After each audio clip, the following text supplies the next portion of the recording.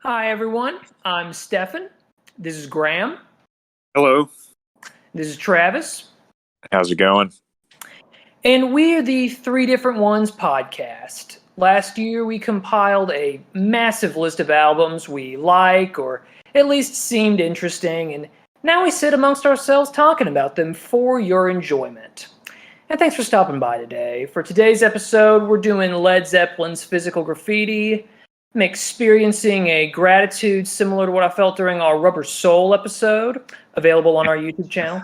Because when you're dealing with a band that's just stupidly popular, like this one is, it's more fun to talk about them through their songs that don't get as much airtime. They're not most of the tracks on this album. They're not what I think most people think of when they hear the name Led Zeppelin. I mean, obviously the album's iconic and has massive hits, but most of these songs I hadn't heard or even thought of in several years. I mean, disclaimer: this isn't my favorite Zepp album, but I'm really glad it's the one we're talking about. It's the first one for this band, and And this is what, album 6, 1975? yep, Correct.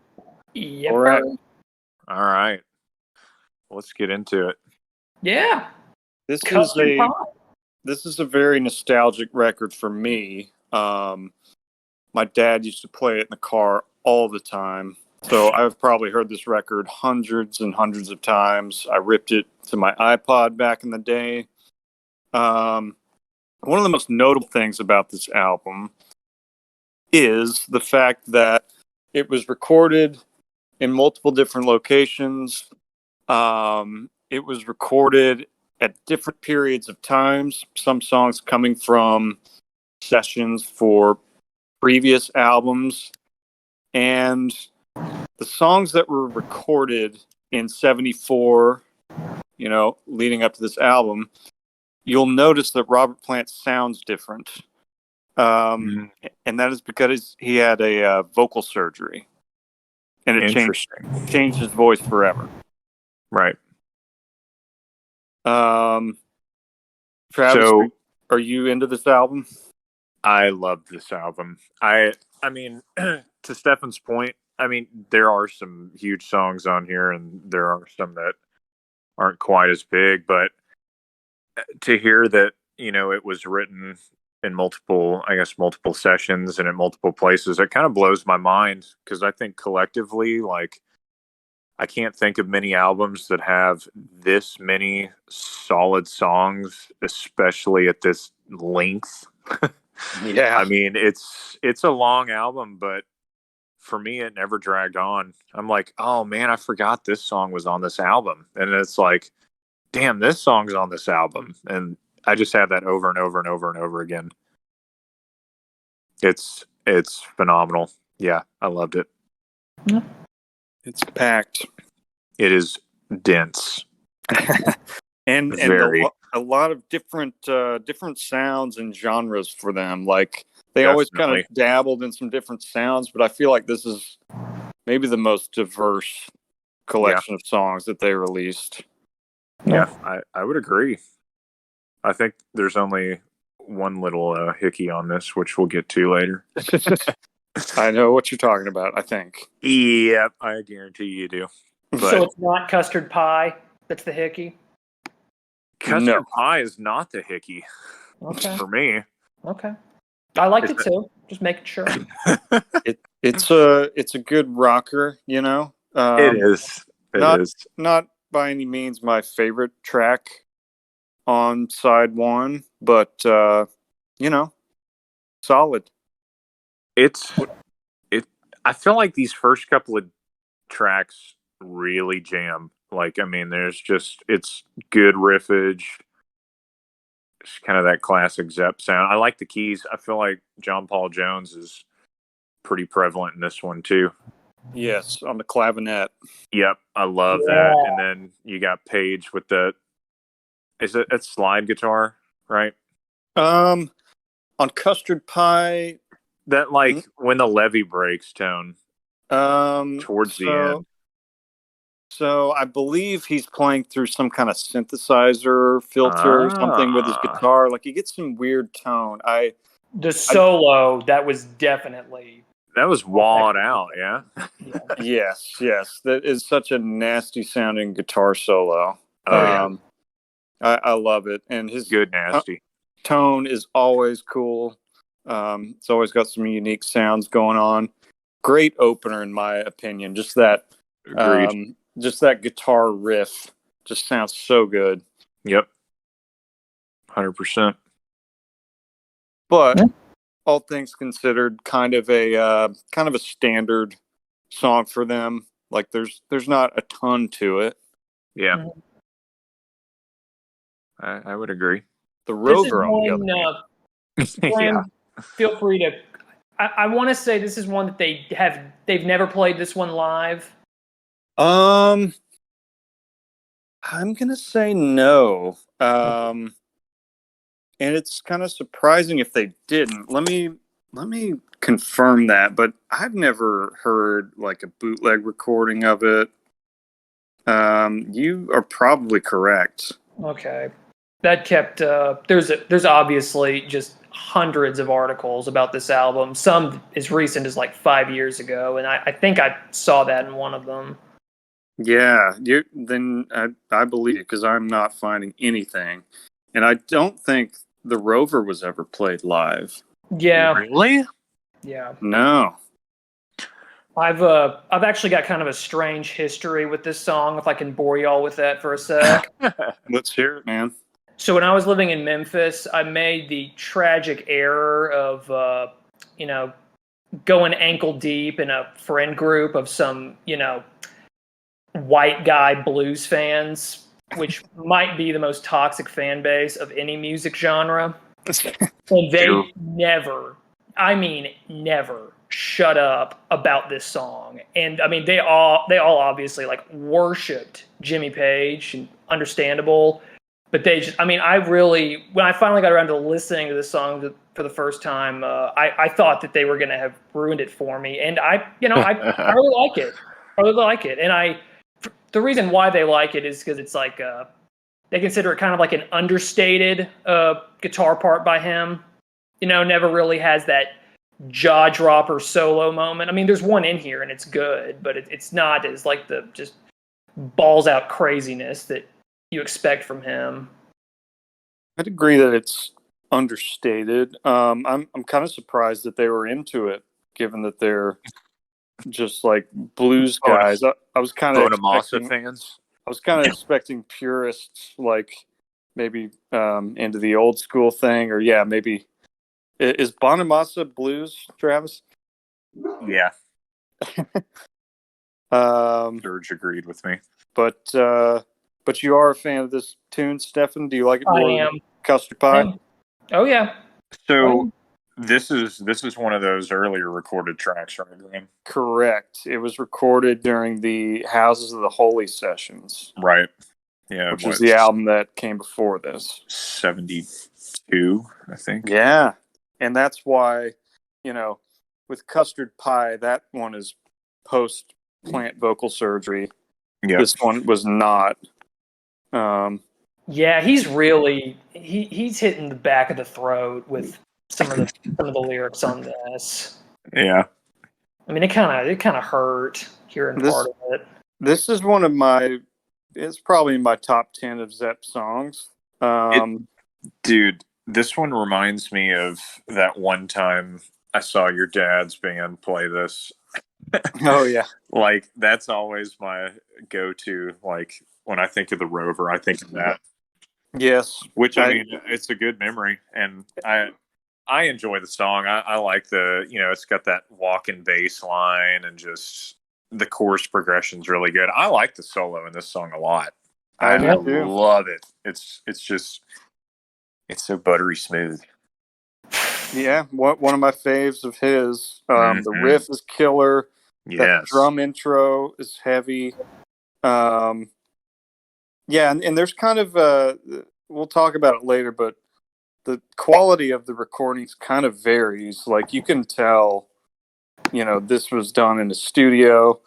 some of the other tracks were done at this house called Headley Grange or Headley Grange, which is in Hampshire, in England. It's kind of this. It's like a mansion, but it kind of has a cottagey feel. But they basically recorded the 1974 tracks in that house with a mobile recording studio, and that means they had like a truck outside that contained the studio. And That's so interesting. sometimes you don't get like the crystal clear, hi-fi sound quality that you might expect from the Zepp, but I think the Rover is one of the exceptions. Right. Yeah, I love the song. It's great. The next one I kind of tend to skip. It kind of drags for me, but it is It is great. 11 minutes long. Yeah. I mean, it's the longest one on the album. Yeah. I gotta say, like, the whole like a third in till almost the end. I don't know. I love the jamming in this. And there is slide guitar in this, right? Or is it the same definitely. deal? Yeah. Definitely slide. And it's cool slide. I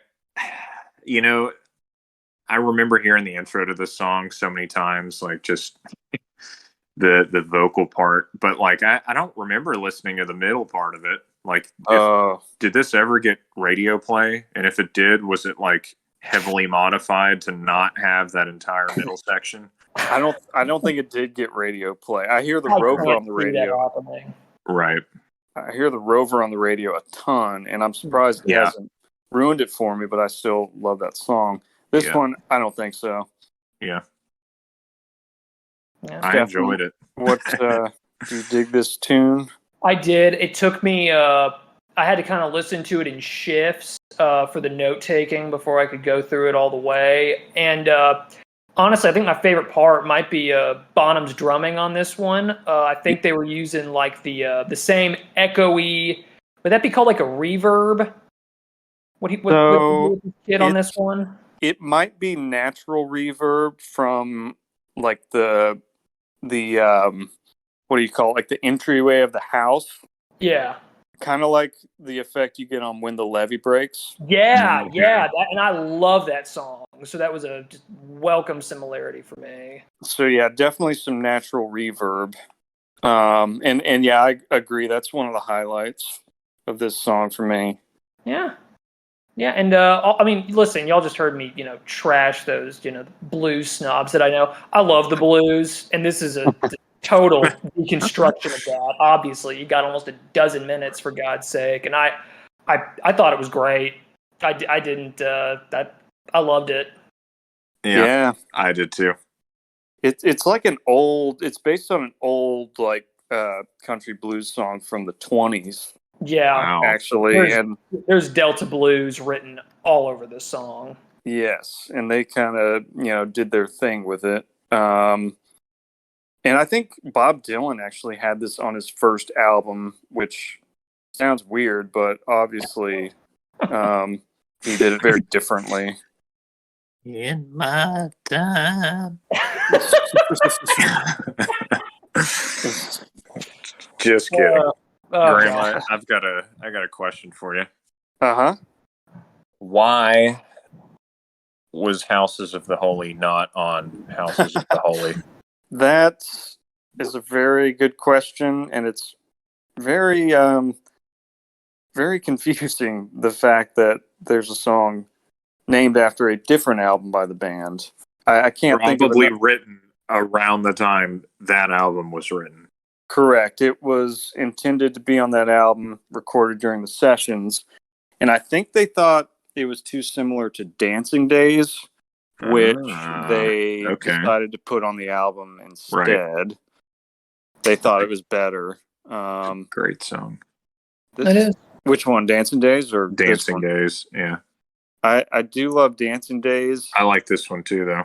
This one's good. It's really one of their more like accessible, it's a radio hit, kind of it's got a structure of a pop song. Yeah. Something that I didn't really do a whole lot of backstory reading on this, but something that kind of backs your point about the multiple sessions and like slight incontinuity. The squeaky kick in this, I remember that from I think Since I've Been Loving You, like distinctly that being something like on that song, like a standout piece. So I was like, that's weird that I hear it here and I don't hear it on other stuff. So you heard that on Houses of the Holy, this song? Yes. Yeah. Yeah. And I missed out on that, but I believe you. Like, I definitely know Since I've Been Loving You. If you listen closely, you hear that squeaky foot pedal. I heard it here in the cowbell. Oh, great use of cowbell. Yes. It's always great. Tastefully used. Yeah. I like the song a lot. Yeah. It's a fun one. And it's got a good upbeat. I think this was written about like their concerts. Like maybe they referred to the Zeppelin concert experience as the House of the Holy or something like that, just with the fans and the energy and the joy.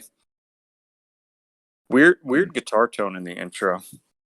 Yeah. Is there any other Zepp song that has a cowbell, or I think this might be the only one. Really? That's what Rick Rubin said anyway. Oh, really? There's a ton of interviews with him about this album. And really? I think that was one of the quotes that stood out to me when I was glancing through it this weekend. Ooh, you know what? There are a few. Moby Dick has cowbell in it. Oh, okay. Okay. And I think Good Times, Bad Times does. Really? Yeah, and the intro. Yeah. Yeah. Like Okay. all by itself, yeah. Interesting. I had to look that up to kind of jog my memory, but yes. I've got to say, and I hate to say, but I think Trampled Underfoot might be my second or third least favorite song on this album. What'd you say? Yeah. Too funky. No, maybe this one was radio play for me. I don't know. Yeah. I don't know. It doesn't seem like at the caliber of the rest of the album to me. Most of the rest of the album. It's not one of my favorites either. I think it has some cool moments, like John Paul Jones playing the clavinet that's the biggest reason I like it. That right there. Yeah, totally. Anytime they let him just go buck wild on the keys, I'm a happy guy. But yeah, this is definitely one of their more like accessible, I guess you'd call it, commercial songs. So it's not their traditional sound. The contrast too of the old vocal sound to this, I think it's really pronounced coming from Houses of the Holy to this, and I think that kind of bothers me. Sure. A little.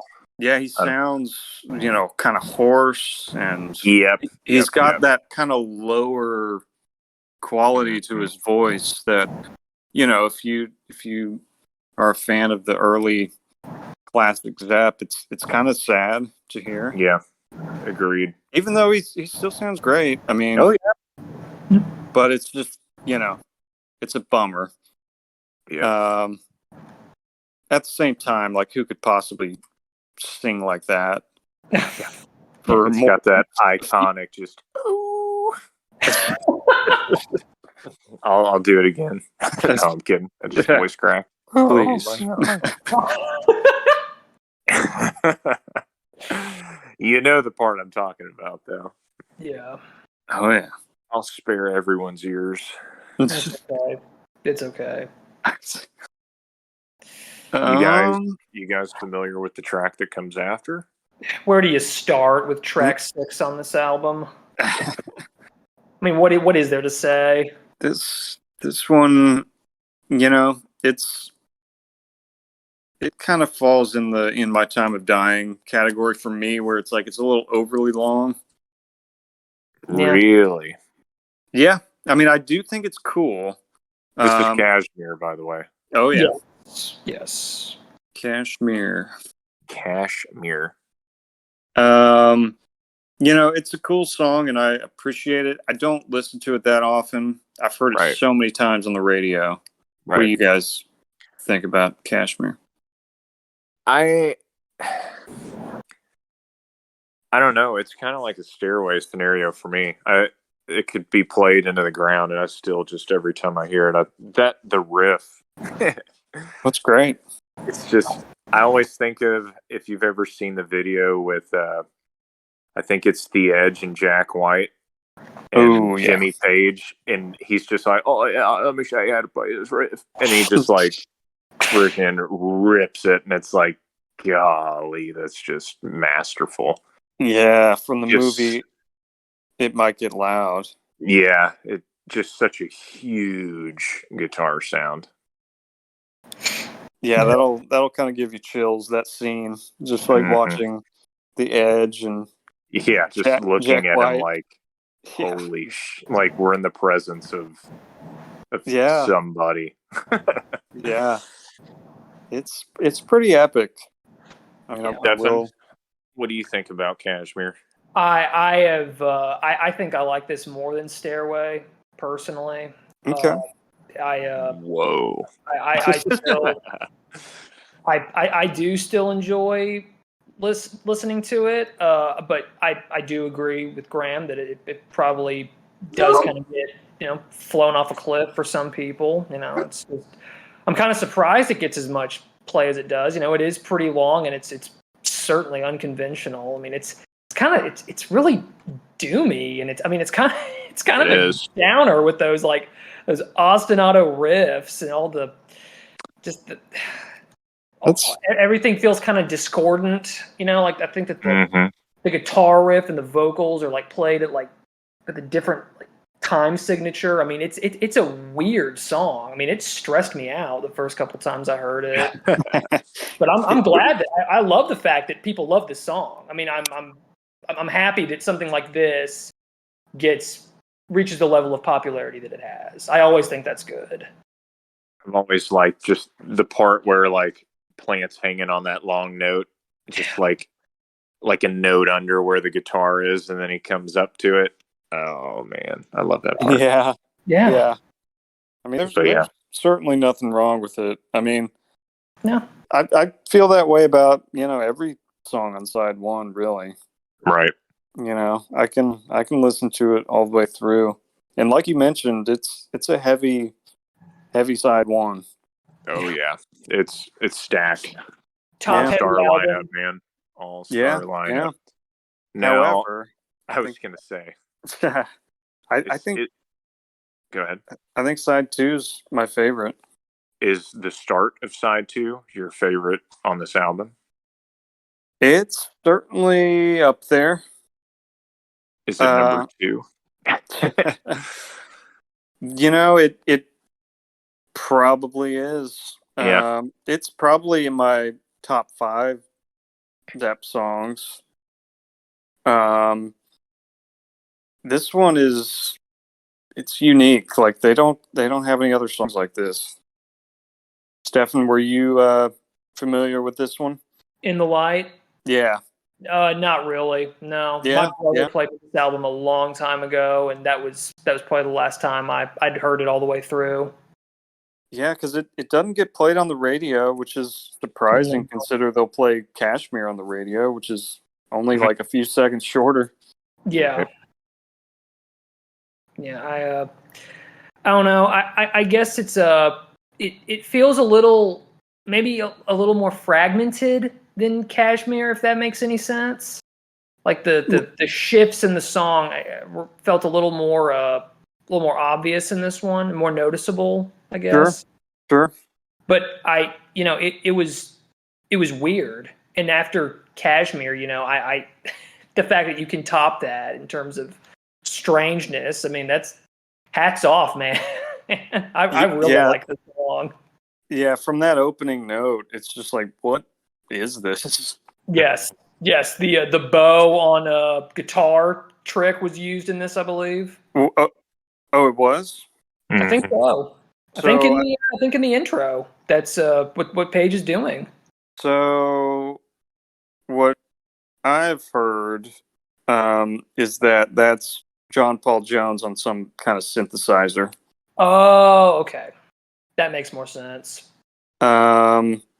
Maybe in the background or something, there's some bow going on, but You're probably right. Spinal Tap has been on my mind lately, and I can't get Nigel throwing that violin on his guitar out of my head.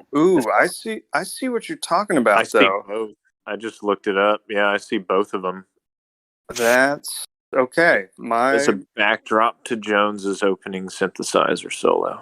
Okay, so right at the beginning, kind of that. You know what I'm talking about? I do. Yes. I do. We don't need to imitate the sound. Yeah, can I repeat that for you? Yeah. No, good call. I was like, I've not heard that.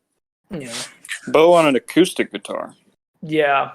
It's a weird sound. Mainly what you hear is that Jones synthesizer.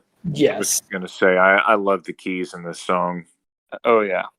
And there's some really good riffs in it, too. And John Paul Jones wrote this riff. Yeah, it's masterful. I love it. Yeah, one of the coolest riffs of all time. So, Graham, I'm going to trust that you can pronounce the next one. Yeah. So I think it's Bronjar. I don't really know. Burn your arse.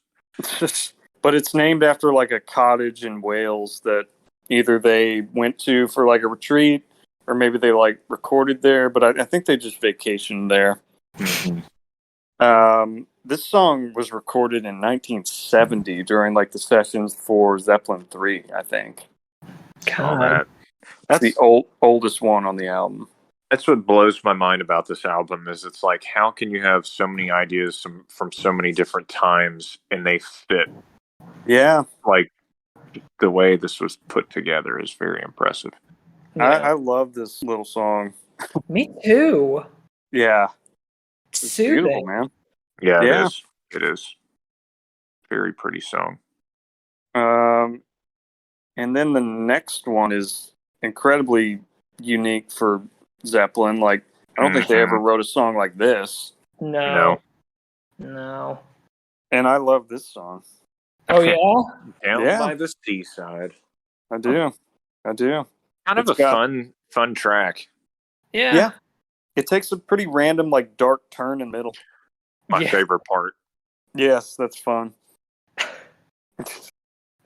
Did you say dark? Yes. That the twangy guitar kind of gave it like a bit of a that and obviously the title gave it kind of a surf rock feel for me. Yeah, I appreciated that kind of music and bog people down. I liked it. I thought this was a fun song. It was a nice change of pace. Yeah, they really kind of create that, ocean sound with the kind of, the warbly like guitar, like you mentioned. I think that's some kind of like tremolo effect that gives it just the real shimmery. Yeah. And then the piano, I always thought that was a Rhodes, but I think it's some other kind of electric piano, like a Hohner something. But it has that kind of bell-like Fender Rhodes sound. I'm a big fan of this song. Yeah. And yeah, I was gonna say like the stretch of like 6 songs on side 2 is just like perfect for me. Like In the Light, Bron Your R, this one, and then maybe my favorite on the album. It's probably a toss up between this and In the Light. What do you guys think about 10 Years Gone? What's that? I think we just lost. There he is. I'm back. He's back. I lost you guys. All is well. He really hates Down by the Seaside, I guess. Yeah. Or he didn't want to talk about 10 Years Gone. I was like, man, it sure got quiet. All right, where are we? Sorry. So, are we all good? Ready to move to 10 Years Gone? Sure. I'm gonna try to turn my Wi-Fi back on. Hold on. Let me make sure I'm good here. Y'all still All right. hear me? Oh yeah. Coming in great. All right, I'm connected. Okay. So 10 years gone. Yep. Yes. Your Favorite on the album? Yeah, hands down my favorite. Yes. I think we've definitely talked about this one and played around with it together on guitars. Dude. One of my favorite riffs of all time, and I feel like I said that like a few minutes ago or like a few seconds ago about In the Light, but like they're just the riff masters. And this one is just so odd and so dark, and the guitar tone is just real unique. I love this one. Dude, it's like the more you dig into it, it's like there's so many little nuances and intricacies, and it's like, dude, it's just masterful songwriting. Yeah. Like on another wavelength. Yep. I'd agree. This song flows better than just about any song I've ever heard. It's amazing. It is. It was hard to pick favorites on this album, but I would have to put this number one for me. Dude, it's just a masterpiece. Yeah. Yeah, Page especially really goes all out on like the guitar overdubs, and at the end, kind of like riffs. Yes, and it's kind of like the end of In the Light, which I also love, where he's just layer after layer. He was so good at that and so creative. Like, it doesn't really sound like anybody else. No.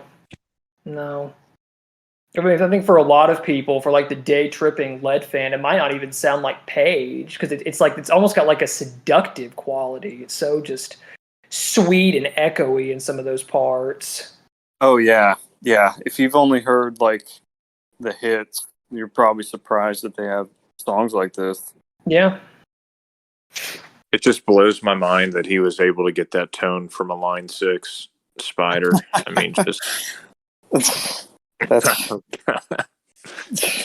That's a joke for yes for the non-guitar people out there. That's a joke. He did use really odd, like tiny tube amps, though. He's kind of known for doing that in the studio, like almost kind of shitty ones. Yep. And he was just so good in terms of engineering, studio engineering, that he was just able to get huge and unique sounds out of it. Man.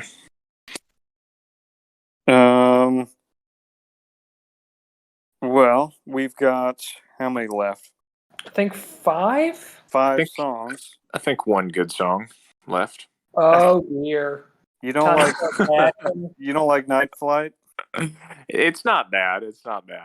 I mean, coming off of 10 years gone, it's yeah, this one is another where I'm just like, I don't think they ever wrote another song that sounded quite like this. This is a really diverse song list. It is, definitely.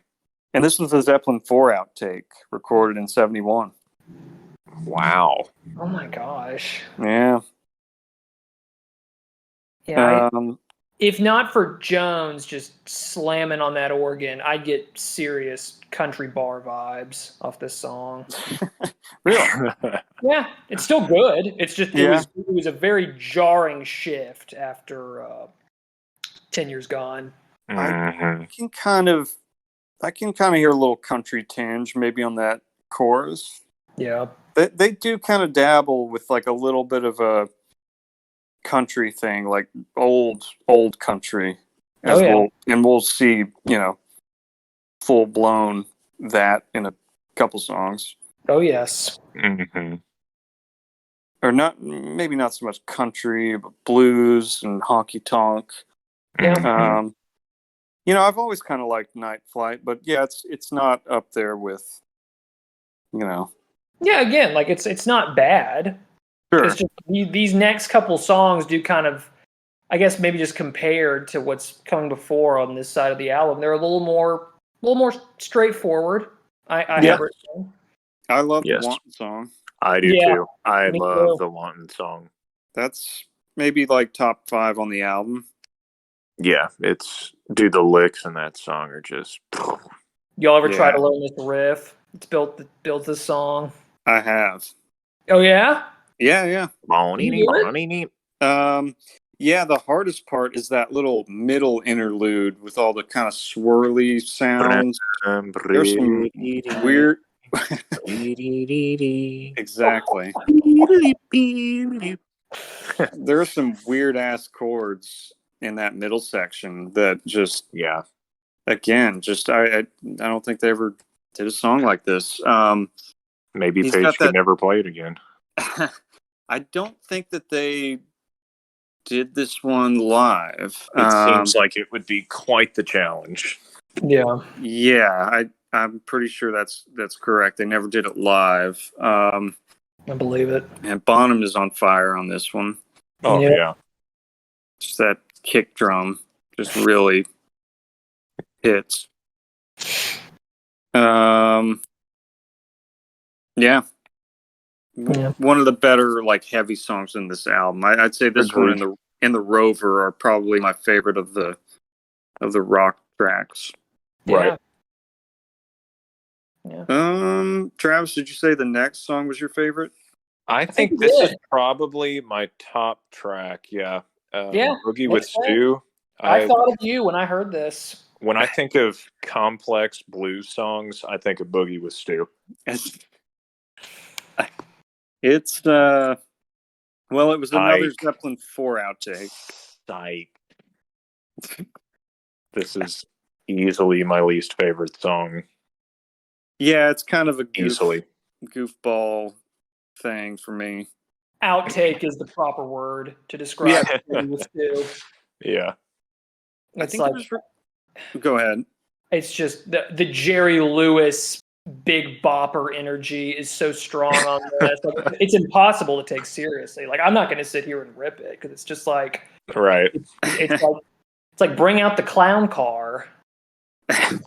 Well, it is a Richie Valens song. It is. Yeah. And apparently they tried to like give his mom some of the royalties, but then they were just like, no, we're going to sue you instead. Which has happened to Zeppelin several times, and probably rightfully so. Yeah. Right. Yeah. Makes sense. That's a whole nother tangent. But Spirit? huh? I said Spirit? Oh yeah. That one I'm always like, it's okay to take influence. I mean, everybody does Right. it. Right.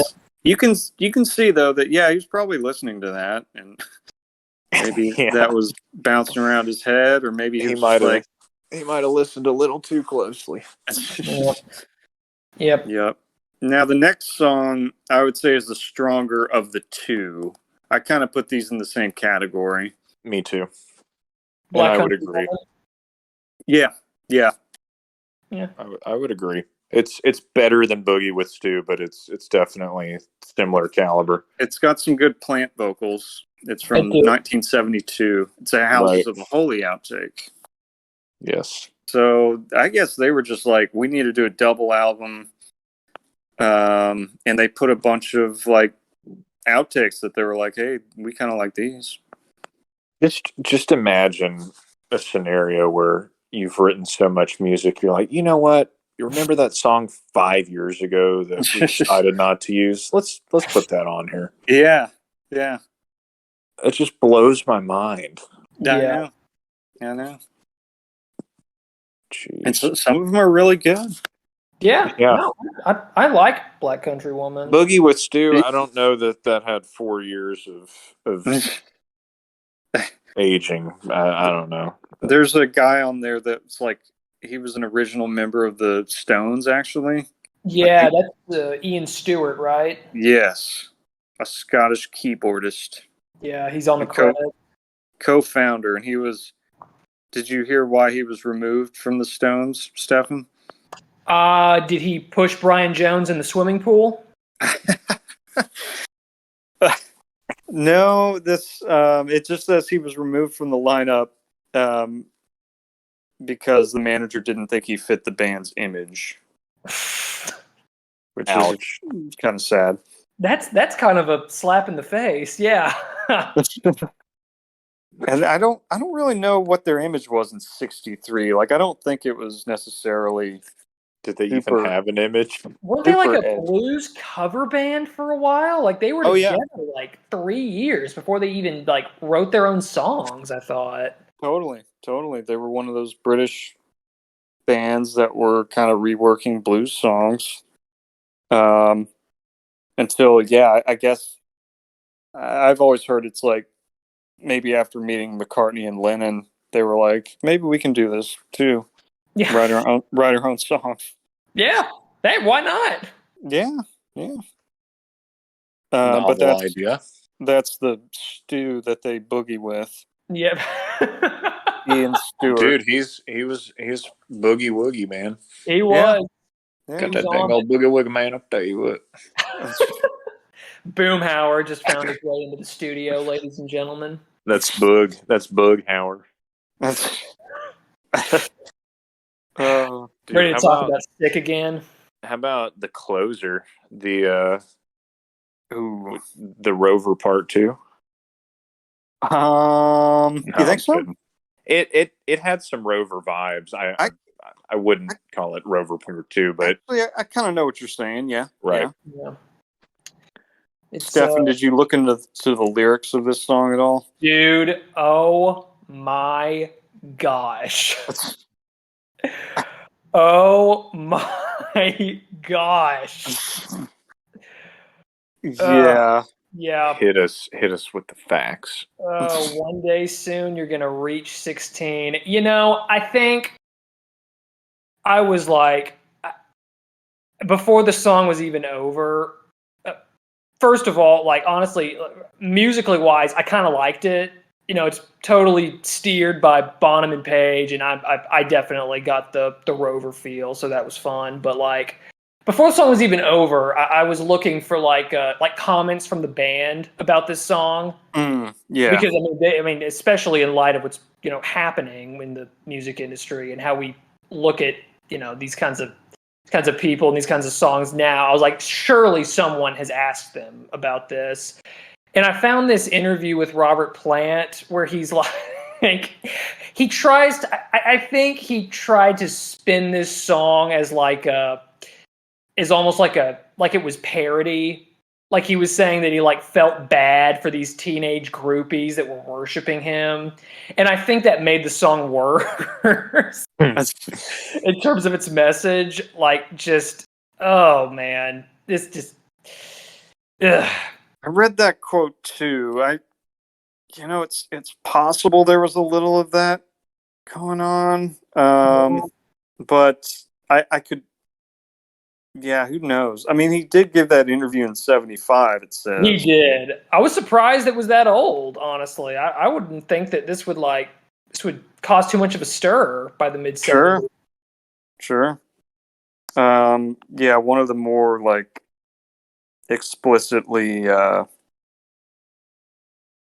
don't know, they're pretty much just talking about groupies. Yeah. Underage ones. Yes, they sure are.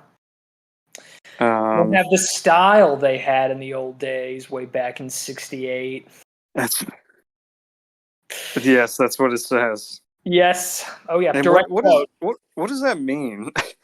It means that the teenage trim was hotter back in the '60s.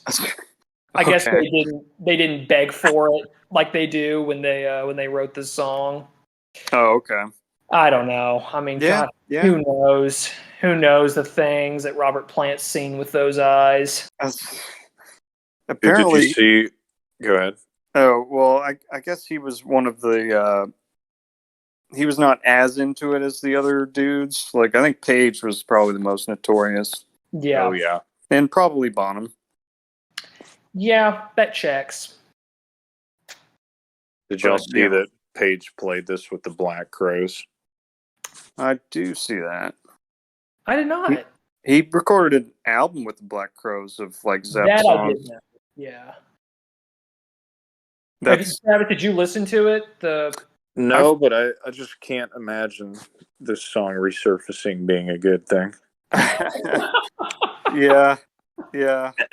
Yeah. It's yeah, that was released in 2000. Yeah, Strong, strong closer or not so strong closer?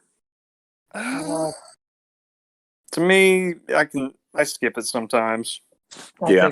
I'd call it serviceable more than anything. Yeah, it's okay. Compared to It the works. previous two. I would rather I'd take Boogie with Stew as a closer. Yeah, that would be kind of why would- funny. Yeah. Yeah, I agree. Actually, I agree. Yeah. Be a good bit. It would. It would. That's- Did you guys listen to like the newly remat or the deluxe edition that has all the extra tracks? No. no. Which ones are on there? Well, there's some cool stuff. Like they have kind of an early version of, well, they have an early version of Sick Again. They have an early or a rough mix of Kashmir. They have a song called Everybody Makes It Through, which is what became In the Light. These are really cool. If you're a fan of this album in Zeppelin, these are pretty cool. And I think these came out pretty recently, these reissues. They reissued the albums and the covers are all black and white. Or not so much black and white, but like it's like a negative photograph. Right. You've seen that? No. Yeah. You should. Can you send it to us? Yeah. Absolutely. I'll screenshot because this will show you a few of them. Okay. But yeah, highly recommend checking out those outtakes if you are into that sort of thing. Graham, where do you rank this album amongst Zepp albums? That is a great question, and very difficult. I've sometimes I'll say this is my favorite, and it's kind of like if they made a double album, and it's like their first 6, even 7 albums are just so perfect. It's like if you make a double album, you're kind of guaranteed to just have a little bit more great music than the others. But I think Houses of the Holy might be my favorite to listen to all the way through. Yes. That's my favorite. Yes, mine too. Yeah. That's funny that everybody agrees. Well, it's not overly long and it's so dense. I mean, it's just perfect. Yeah. Ambitious too. Yeah. In ways not everyone thinks is good, which makes me love it more. Did you say ambitious? Yes. Yeah. I thought you said vicious. I mean, I guess you could say that too. Maybe. We'll have to do that one at some point on this channel too. Oh yeah. I'll get there. Yeah, I mean, so Stefan, what would you think? How would you rank this album? I mean, God, come on, man! Like, I don't even know if I even need to say it, but like 9. I mean, bordering on 10. I mean, I freaking love this album. Like, it's a 9 for me too. Yeah, I really want to know what Graham thinks though, because I'm guessing he's heard it more than either of us have. Graham, do you still love this album? I do, especially side 2. It does have a few skippable tracks, but at the same time, it's an hour and 22 minutes. So right.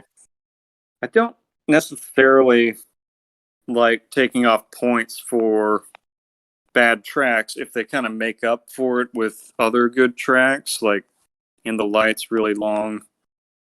I'm going to give it a 10. Dang. I think I would give score. I would think I would give Zeppelin 2 through Physical Graffiti all 10s. It's just there's not a lot to complain about. Hard to argue. I mean, yeah. The songs just kind of, I don't know. You like Zeppelin 3 a lot? I do. I do. Are you into that one? I think, yeah, I think I would go, for me, probably 2, 1, 3, 4. Okay. 2, 1, 3, 4. So you're a bigger fan of 1 than I am, definitely. I like 1 a lot, personally. It's cool. There's nothing wrong with it. I mean, I might give that one a 9. Yeah. It's still awesome. 2 is pretty special. I might even go 1, 2, 3, 4. Actually, I take that back. Fair enough. It's a tough. I feel like they're of the big bands like them, Beatles, Floyd, all that. I have the most difficulty ranking Zeppelin records because they're usually just so solid. Right. No doubt. And then, of course, Houses of the Holy is on top of all those, in my opinion. I'd put Physical Graffiti and Houses of... Yeah, I'm just talking about 1 through 4. Okay, yeah. No, I'm putting Houses of the Holy and Physical Graffiti on top of all 4 of those. Yeah. Fair enough. Houses of the Holy might be the peak. That impresses me because I feel like by the time you're at album 5 and 6, typically, I feel like you're kind of on the other side of the hill. Yeah. I feel like usually that 3rd or 4th album is like the pinnacle. Yeah. Yeah, they're... most bands' careers, they just kept getting better, I guess. Yeah. I think depends on the genre, I guess. Yeah. Ska. Look at the Beatles. It blows everything I said out of the water. True. But they're maybe an exception. Yeah. Right. Well, you guys have anything else to add, or? I actually did want to ask y'all one more thing. It's not specifically about Physical Graffiti, but it is Zeppelin related. If y'all cool with that. All right. Sure. Yeah, absolutely. Have y'all followed at all any of the drama between Plant and Page and regarding like a reunion and maybe touring again? Have y'all kept up with that at all? No. I haven't heard anything new. I think I used to be kind of more into it where it was like, they need to reunite. And I think I eventually was like, I don't know how awesome that would be. I mean, I would love to go see it, but at the same time, I kind of understand why somebody, especially Plant, would not want to go tour because it's just so damn hard to sing that stuff. Yes. Mm-hmm. Yes. It's like, why, taint their legacy? Yeah. Right. Yeah. That's not how you want to go out. You've already you've gone out the right way. No, I'd agree. I think I side don't mess with perfection. Yeah, I feel the same. I think I side with Plant personally, and him saying like, I just kind of want to move on. Doing different stuff. Yeah, nothing wrong with that. Did you find any notable like stories about kind of their? I don't know if you'd call it a feud or just kind of. Yeah, it's weird. It's a little more subdued than what you'd expect from something like this. Yeah. I think it was my mom who was talking to me about this, and apparently, like I think when Plant's son died, like Paige didn't go to the funeral or something, so that kind of iced communications there for a while. But there's not a lot going on about it. I just I'm kind of I don't want to see I don't want to see other bands of that era go the way of the Rolling Stones, where we remember them as like 80-year-olds wearing spandex. And hey, if that's what they want to do, more power to them. It doesn't sound like anyone's forcing them to do that. They still pack them in. Like it's what they want to do. That's fine. But like, it does kind of bother me that that's kind of how they're going to be remembered. Yes. They're not going to be remembered as like, young and hot and cool, which they were when they first came out. Like that's just not like the Mick Jagger's birthday was yesterday, I think. Oh, really? Yeah, and like there were photos of like a young Mick all over Twitter, and it's like I couldn't recognize. Like, it was stunning to see what he used to look like and what he used to look like performing. He wore Yeah. like a freaking monkey suit up there on stage with those old like Elvis era microphones. I mean, it was crazy to see. Yeah, I'm with you. I'm not that into seeing the super old acts. I mean, I saw Neil Young, and that was really awesome, but he can still, perform like he did, Yes. especially his acoustic sets. Sure. Man. And now we have Neil Young, an episode full of cameos. Yes. Welcome to the program. Oh, yes. Absolutely. Sorry about that tangent, y'all. Anything else you wanted to add? No, dude. That's it, man. All right. I like the tangent. All right. Everyone, if you're still with us, thank you so much for stopping by. We are on a bit of an oldies tear at the moment, but we cover albums from any era as long as between 1965 and 2020. If you've got an album outside of that date range that you'd like us to cover, just drop us a comment, reach out to us. We're all over the social media. Hit us up. Let us know what you want us to talk about, and we'll do it. We're 3 different ones, and we'll see you.